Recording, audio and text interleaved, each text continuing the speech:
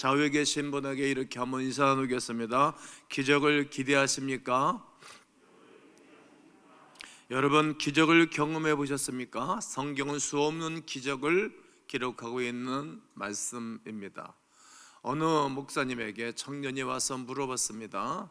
목사님, 정말 하나님이 기적을 베풀어 주십니까? 그랬더니 그렇지, 이 성경책 겉페이지 맨 마지막 페이지만 빼놓고, 겉페이지만 빼놓고 다 기적이라네, 이런 말씀을 하였습니다. 이처럼 성경은 수없는 기적을 기록해 놓고 있고, 또 현대를 살아가는 우리들, 또 지나간 날의 성도님들이 이 땅에 살다가 지나간 선진들이 이 땅을 떠났는데 다 기적을 경험하면서 살다 가셨습니다. 그런데 예수 그리스도의 놀라운 기적이 어떻게 찾아옵니까? 대부분 성도들이 교회를 수십 년 동안 다녀도 기적이 오기를 기다릴 뿐 기적을 만들기는 원하지 않습니다. 기적이 내게 오도록 행하지 않는다는 말입니다. 그러나 기억해야 합니다. 기적, 하나님의 역사, 하나님이 주시는 은혜, 이 모든 것은 우리가 구해야 합니다. 즉 하나님의 특별하신 은총과 축복을 구해야 되는 것입니다. 가스펠송 중에 내가 원함은 한 가지, 이렇게 가스펠송 누가 작사를 한 것처럼 우리가 원해야 하는 것입니다. 성경을 보십시오. 엘리는 이스라엘의 대제사장입니다. 오늘로 말하면 목사이고 그런 민족을 대표하는 교계의 지도자이기도 합니다. 그런데 그에게 아무런 기적이 일어나지 않았습니다. 그의 아들 흠류와 비느하스가 전쟁이 일어나자 언약궤를 앞세우고 전쟁터에 나갔는데 성경적이지 않고 하나님 보시기에 합당하지 않으니까 전쟁에서 패했고, 전쟁에서 두 사람이 죽고, 이 비벌을 들은 그의 아내는 북중에 있는 생명과 함께 죽임을 당하고, 그의 아버지 엘리도 그 현장에서 죽임을 당하게 됩니다. 아버지가 제사장이지 않습니까? 심지어 제사장도 죽습니다. 어떻게 기적이 일어날 자리에 우리가 생각하기도 싫은 어려운 문제가 생긴 것입니까? 그 이유는 방법을 모르기 때문입니다. 교회 다니고 예수 그리스도를 믿으면 그때부터 하나님의 법대로 살아가야 함이 합당합니다. 이처럼 말씀대로 잘 살 때에 은혜가 찾아옵니다. 소위 하나님이 주시는 기적과 놀라운 역사가 일어나는 것입니다. 말씀대로 살던 유관순 어린 소녀가 나라가 무너져 갈 때 그냥 가만히만 있을 수 없었습니다. 그리고 독립운동에 앞장서다가 순국하고 크리스찬이었기 때문에 순교를 당합니다. 하지만 그 희생은 활활 타오르던 대한민국의 독립운동에 불을 지폈습니다. 결국 대한민국 독립의 어린 소녀였지만 큰 성도가 되었습니다. 사무엘상 7장에 등장하는 아비나답이 바로 그런 사람이었음을 지난주에 말씀을 나눴습니다. 언약궤를 빼앗긴 채 영적 방황을 하던 이스라엘 모든 사람들에게 여호와를 사모하게 하였습니다. 샤카크. 한 사람 때문에 20년 동안 오래 여호와를 잘 경외하는 이유 때문에 온 백성들이 하나님이 이제 나를 회복하시는구나 알았습니다. 언약궤 가까이 오는 것도 두려워하지 아니했고 모두 다가 하나님을 경외하고 섬기게 한 것입니다. 그한 사람이 필요합니다. 그한 사람 여기에 서 있네, 주 임재에 엎드려 절하네. 이 찬양을 지난주에 드렸습니다. 오늘 2절에 괴가 길한 여름에 들어간 날부터 20년 동안 오래 있은지라 이스라엘 온 족속이 누구를? 여호와를 사모하게 된 것입니다. 이러한 하나됨의 운동이 결국 사무엘 선지로 하여금 미스바 운동을 일으키게 한 것입니다. 이미 포석이 깔아져 있어요. 하부 조직에. 이런 준비가 안 되어 있는 가운데에 아무리 능력이 있는 사무엘이라 할지라도 말을 듣겠어요? 성도들이 개개인이 하나님으로부터 받은 은혜가 있는 사람들은 목사의 리더십에 쑥 들어옵니다.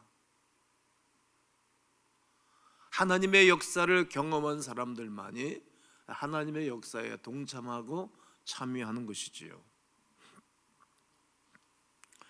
그 결과 철옹성 같은 블레셋의 막강한 군사력을 물리치고 대반전의 역사가 일어났습니다. 소위 여기까지 도우셨도다 에베네셀이라는 신조어가 생기게까지 된 것입니다. 이런 에베네셀의 기적과 블레셋이라는 공포를 떼어내기 위해 사무엘 선지자는 어떤 도전을 했는지 살펴봐야 합니다. 또 우리도 이와 같은 도전이 필요할 것입니다. 오늘 7장 3절을 다시 한번 함께 읽겠습니다. 시작. 사무엘이 이스라엘 온 족속에게 말하여 이르되 만일 너희가 전심으로 여호와께 돌아오려거든 이방 신들과 아스다롯을 너희 중에서 제거하고 너희 마음을 여호와께로 향하여 그만을 섬기라. 그러면 너희를 블레셋 사람의 손에서 건져내시리라. 너희가 전심으로 여호와께 돌아오려거든, 전심으로 이방 신들과 아스다롯을 제거하고 너희 마음을 어디로? 여호와께로 향하여 그만을 섬겨라. 버리고 마음으로 하나님께 돌아와서 그만을 섬겨라. 행동. 버리고 마음이 오고 행동하라 말씀합니다.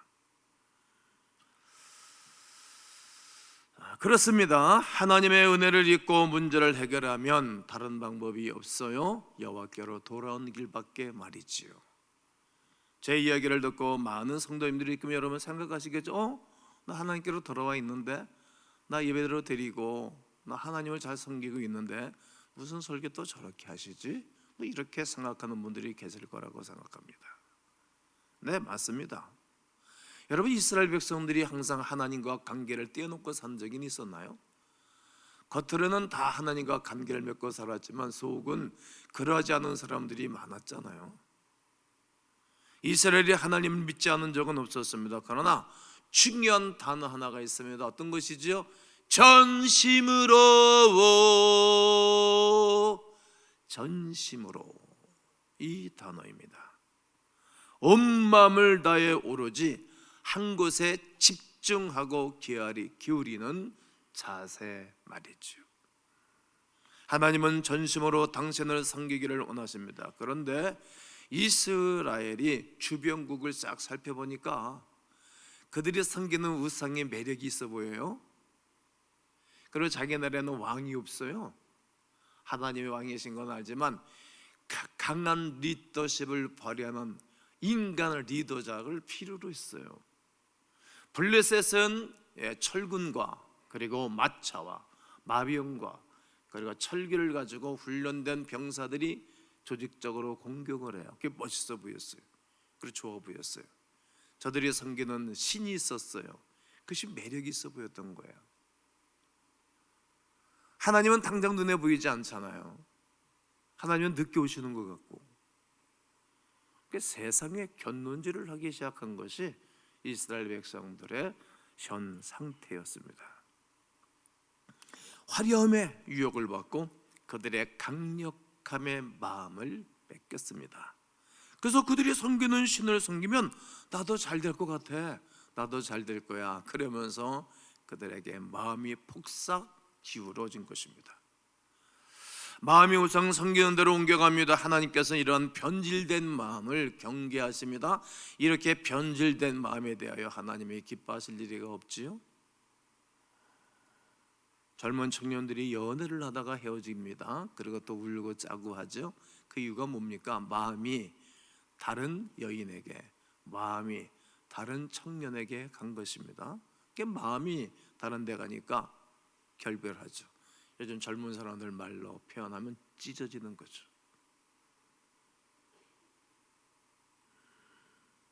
이런 마음이 떠나면 헤어지는 남녀 관계에만 적용되지 않지 않습니까?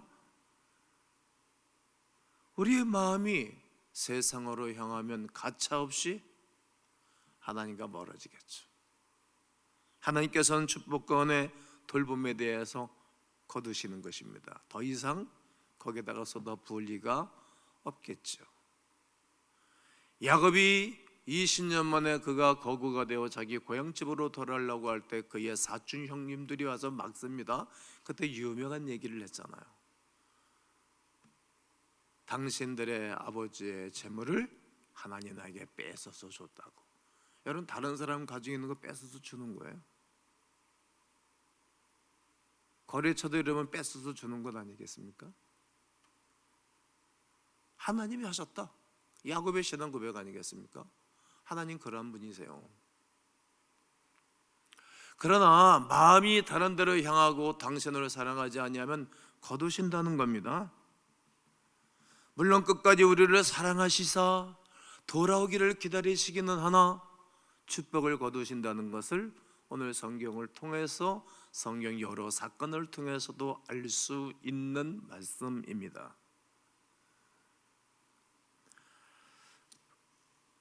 창세기 18장 25절에 주께서 이같이 하사 의인을 악인과 함께 죽이심이 부당하오며 의인과 악인을 같이 하신도 부당하니이다. 세상을 심판하시는 이가 정의를 행하실 것이 아니니까 그가 와서 죄에 대하여 의에 대하여 심판에 대하여 세상을 책망하시리라. 이것을 너에게 이르는 것은 너희로 내 안에서 평안을 누리게 하려 함이라. 세상에서 너희가 환난을 당하나 담대하라. 내가 세상을 이기었노라. 누가복음에서 기록되어 있는 탕자, 집 떠난 아들, 돌아온 아들, 회복한 아들, 여러 가지로 사람들이 보는 눈이 달라 표현하지 않습니까? 여러분 잘 아시죠? 여러분, 집을 나간 아들에 대하여 수없이 오랜 시간 아픈 마음, 상한 마음, 눈물이 고인 마음, 기다리는 마음, 그런 마음 가지고 기다리시지만 그가 자기가 자기 아들에게 넘겨준 그 유산을 지켜주시지는 않았습니다. 자기가 자기 소유를 자기 아들에게 줘서 자기가 관리를 잘해야 되는데 제대로 관리를 못하니까 그 관리 못하는 그를 향해 가서 관리해주고 지켜주지 않았다는 거예요. 당전 아들은 내버려뒀어요. 우리에게 주어진 하루 24시간 1년 12달을 그냥 두시는 거예요. 하나님의 공이요, 하나님의 사랑이세요. 그런 것까지 하나님은 관여하지 않았어요. 네가 한번 잘 살아봐, 네가 한번 버텨내봐. 그건 우리에게 최고의 예우를 해주시는 거예요. 여러분, 하나님이 내가 목회하는 거에 대해서 그렇게 잔소리 안 하세요. 한번 잘해봐. 여러분, 오늘 여러분 임직식에 와보세요. 어떻게 목사가 준비하고 예배를 인도하고 있는가. 잘하고 있구나. 맡긴 거예요.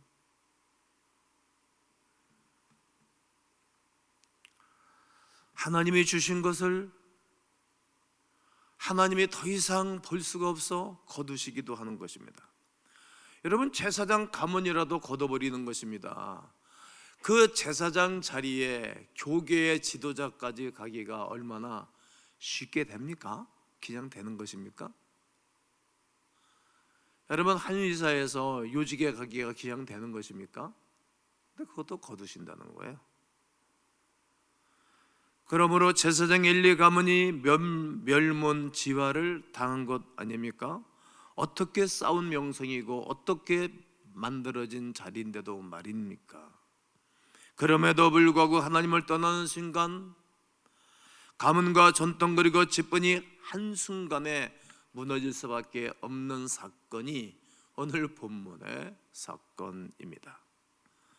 이스라엘 백성이 선택받은 백성들이라 할지라도 블레셋 족속을 통해 고통받도록 하나님이 허용하시는 것입니다. 그러므로 여러분 자신을 잘 돌아보십시오.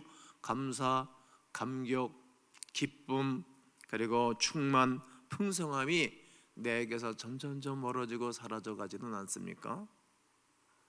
그렇게 시작하였다면, 그리고 하나님의 귀한 선물을 거두시는 진행 상황이 아니신가 점검해 보셔야 합니다.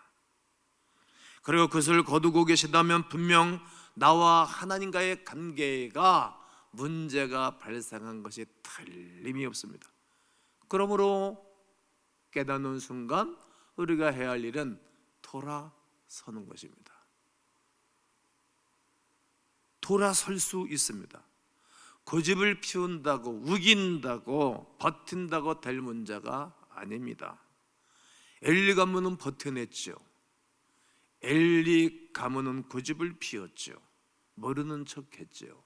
이런 핑계 저런 핑계를 수없이 들이댔습니다. 하지만 그들이 믿었던 언약궤가 오히려 엘리의 가문을 저버리는 그러한 결과를 가져왔다는 사실입니다. 그래서 사무엘은 선포하는 것입니다. 이스라엘 백성들아, 이스라엘아, 여호와께로 돌아오려거든 너희가 우상을 제거해버리고 그리고 버티지 마라, 고집피지 마라, 우겨대지 말아라, 그냥 나를 잘 경외하라 말씀하시는 것입니다. 한번 아멘 해보세요. 하나님께로 돌아오려거든 스스로 버티고 우겼던 고집을 버려라. 전심으로 하나님께 돌아와라. 하나님께 돌아와라. 세상 것을 모두 저버려라. 세상을 이기게 해 주십니다. 여기서 전심으로라는 이 단어는 시브리어로 콜레바브 이런 단어입니다. 한 여인이 기름에 과자를 튀긴다 이런 뜻이 있어요. 이런 뜻을 표현할 때 쓰는 단어가 전심으로 콜레바브입니다. 자기 아이에게 과자를 주기 위해서 팔팔 끓는 기름, 약간 800도가 나가는 기름, 우리가 닭을 튀길 때 내가 온도를 물어봤어요. 우리 치킨집 하는 집사님에게 800도라는 거예요. 800도 800도가 올라가는 그 기름에 넣을 때 집중하지 않겠어요? 왜? 시간이 지나면 바싹 타버릴 것이고 너무 일찍 끝나면 설익은 고기를 어떻게 먹겠어요? 설익은 빵 어떻게 먹겠어요? 이게 집중하는 것입니다. 집중하는 마음을 전심이라고 부르는 것입니다. 여러분, 왜 이스라엘 백성들은 블레셋이 쳐들어왔을까요? 왜 그들의 가문은 제사장도 죽고 제사장 아들놈들도 다 죽어버린 것입니까? 우리가 죽은 거에 대해서 슬퍼할 수 있겠지만 큰 하나님의 그 그림을 볼 줄을 알아야 돼요. 이거를 볼지 모르면 어리석은 사람이죠.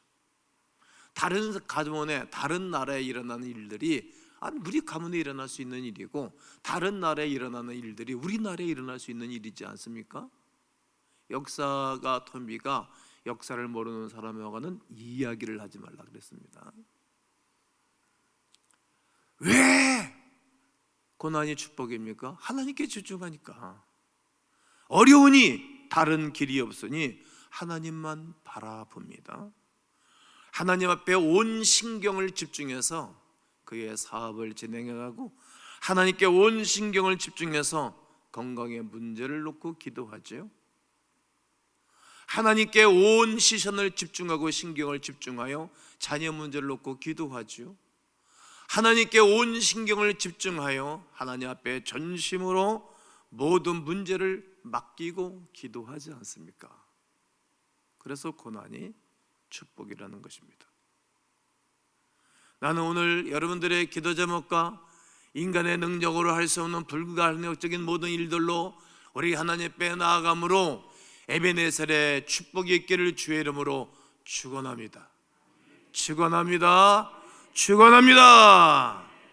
마지막으로 생각해 볼 것은 이방 신들과 아스다롯을 너희 중에서 제거하고 이 문장입니다. 그렇습니다. 마음을 빼앗겼다는 원인을 제거해야 됩니다. 여러분은 어떤 것으로 말미암아 그 마음을 빼앗긴 것입니까?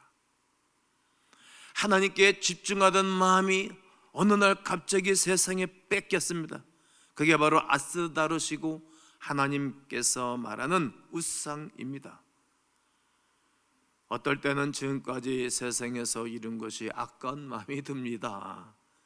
이 세상의 것이 커 보이고 좋아 보이고 화려해 보이지요? 그럴 때 하나님을 전심으로 섬기던 마음이 순식간에 흔들려 버립니다. 사람을 가까이 하고 사랑한 나머지 하나님께로 돌아갈 마음조차도 흔들어 버렸습니다. 그리에 사랑하던 아내가 안 보이고 화려해 보이는 어느 여인에게 홀딱 마음을 뺏기고 흔들려 버렸습니다. 그렇게 정교하고 늠름하던 남편이 시시해 보이고 어떤 이상한 놈이 멋있어 보이는 것입니다. 그게 마음이 온통 흔들려 버린 거예요. 중심을 잃어버린 것입니다. 그리고 하나님께로 돌아가고 싶은 마음도 없는 거예요. 하나님이 나를 구속하는 것처럼 보이고 하나님 나한테 뭐 해달라는 게 많아. 왜 매일같이 예배드리러 오려는 뭐야? 한 번만 하면 되지. 맨날 무슨 뭐 돈 좋아하는가 봐. 하나님이 돈 11조 달라고 뭐 이렇게 다 하려고 그래. 다 흔들려 버리는 거예요. 좋아하는 일을 하다 보면 거기에 꽂혀서 기도도 신앙도 다 흩어지는 것입니다. 이런 것들을 어떻게 처리합니까? 구약 시대에 하나님의 백성들이 하나님 앞에 올라가서 예배를 드리고 경배할 때에 한 것이 있어요. 어떤 거죠? 오늘 성경 본문에 기록하게 있는 번제와 속건제입니다. 번제와 속건제. 온 이스라엘 백성들은 예루살렘 성전으로 올라갑니다. 그들은 반드시 빈손으로 오지 않습니다. 소나 양이나 비둘기, 염소 반드시 가지고 가야 됩니다. 며칠이 걸리기도 하고 쉬지 않고 이동할 때도 있습니다. 가는 길에 흠집이 생기기도 합니다. 집에 돌아갈 수도 없어요. 그들은 솥불이 없다든지 소 눈알이 하나 빠졌다든지 귓대기가 잘렸다든지 다리를 전다든지 꼬랑지가 잘랐다든지 그런 것들은 번제 제물이 될 수가 없어요. 흠없고 깨끗한 것들만 제물로 드리도록 했기 때문입니다. 여러분, 이런 그들에게 성전 근처에서 짐승 사는 일들 때문에 예수님 당시 때에 예루살렘에 올라가셔서 주님이 자판을 뒤집어 엎지 않습니까? 너희 하나님의 집 만민이 기도하는 집을 강도의 굴렬로 만들었다고 말이지요. 이렇게 한 번의 예배는 부담스러운 것입니다. 왜? 준비를 철두철미하게 해야 되기 때문이지요. 여러분, 우리는 기적을 기대합니다. 기적은 늘 부담감을 안고 하나님 앞에 나아갈 때 기적이 일어나는 것입니다. 제사는 부담감과 믿음으로 드려야 합니다. 그래야 하나님을 온전히 바라보게 되고 하나님이 씩 웃으시는 것입니다. 성경적 예배, 성경적 관리입니다. 가끔은 얼마 전에도 누가 나한테 왔어요. 왜 목사님 그렇게 합니까? 그러더라고요. 다른 얘기가 내 성경을 딱 펴서 줬어요. 성경이 있으니까 내가 하지. 성경에 없으면 어느 거 하면 한번 전통이라도 버리고 아닌 건 아니잖아요. 그러니까 씩 웃으면서 알겠습니다. 죄송합니다. 제가 무지해서 그렇습니다. 그러고 돌아가시더라고요. 이처럼 우리는 하나님만 바라봐야 되는 것입니다. 마음은 물질입니다. 돈입니다. 신경이 다 같이 돌아갈 때 온전히 돌아서기 때문입니다. 예물을 온전히 번제 예물을 드리고 하나님 앞에 전심으로 회개하며 금식을 한 것입니다. 오늘 우리가 기적을 기대하십니까? 오늘 본문 7장 9절로 12절로 14절을 보면 여호와께 응답하셨는데 사무엘이 젖먹는 어린 양 하나를 가져다가 어린 양 한 마리를 번제를 드렸어요. 번제를 여호와께 드렸어요. 번제를 예물을 드렸다 이거예요. 이스라엘과 여호와께 부르짖음에 여호와께서 뭐 하셨더라? 이것이 기적입니다. 응답하셨더라. 첫 번째 기적이 응답이고 두 번째 기적은 12절에서 여호와께서 여기까지 도우셨다. 도우심. 이게 두 번째 기적이었어요. 옛 나라가 완전히 태풍 부는 앞에 촛불 같은 나라가 되어져 있는데 하나님이 도우셨다는 거예요. 마지막 축복과 기적은 이스라엘과 아모리 사람 중에 뭐가 있었더라? 평화가 있었더라. 주변 국가들이 건드리지 못하는 거예요. 못 건드려. 건드릴 수가 없어요. 이스라엘 백성들이 여호와 앞에 온전한 번제를 드리고 하나님께로 몸과 마음과 삶이 다 돌아오니 하나님이 4개의 기적을 베풀어 주신 것입니다. 따라해 볼까요? 응답, 도우심, 막으심, 평강. 이 은혜가 여러분 가운데 있게 되기를 주님의 이름으로 축원합니다.